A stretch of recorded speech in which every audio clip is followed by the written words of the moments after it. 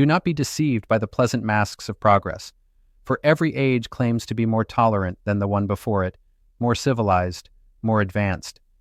But I ask you, what is the cost of this so-called advancement if it comes at the expense of truth, of intellect, of the sacred right to speak and to think?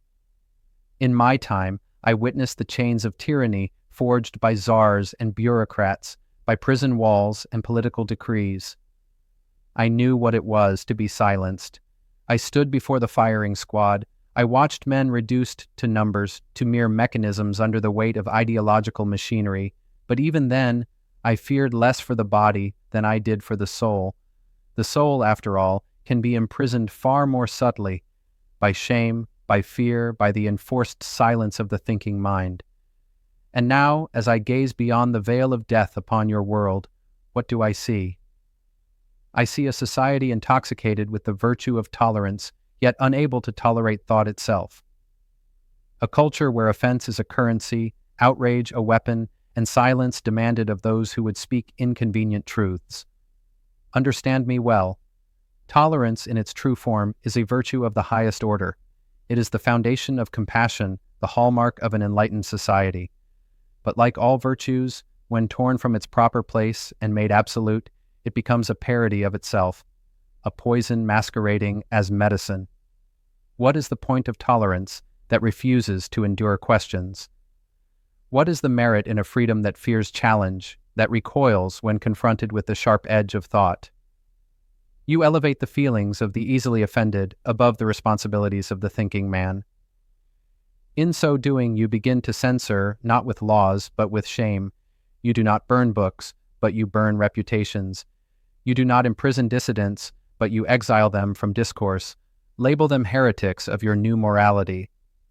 What happens then when those with the courage to think independently begin to hold their tongues?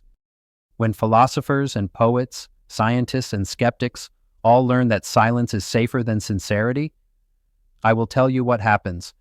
You inherit a world where stupidity is empowered and mediocrity enthroned, where the dullest voices ring loudest and the wisest stay silent in fear of being misunderstood, misquoted, or misbranded. In my Russia, the thinkers were sent to Siberia. In yours, they are sent into hiding. The mechanism differs, but the principle remains unchanged. And what, you ask, shall we do? Here is the question worth your contemplation. First, return to courage. The courage to say what is true, not for the sake of cruelty, but because the truth, even when uncomfortable, is the only soil from which wisdom can grow. Second, reject the tyranny of offense. A society that builds its foundations on what cannot be said is not building at all. It is burying itself beneath the rubble of its own fragility. Third, honor the thinkers, even when you disagree with them. Remember, the right to speak does not belong solely to those who echo the consensus, but most importantly to those who challenge it. Fourth, teach your children not just to feel, but to think, to question, to debate, to listen, to wrestle with contradiction rather than hide from it. And finally, remember that the world is not changed by silence, but by speech, not by retreat, but by engagement, not by pleasing all, but by standing firm for what is real. My words were not meant to offend, they were meant to awaken. If you would be a free society, then you must permit its best minds to speak without fear. Not because they are always right, no, not even the intelligent are free from error, but because when thought is stifled, the very possibility of rightness disappears. And if your tolerance no longer tolerates thinking, then it is not tolerance at all. It is submission disguised as virtue.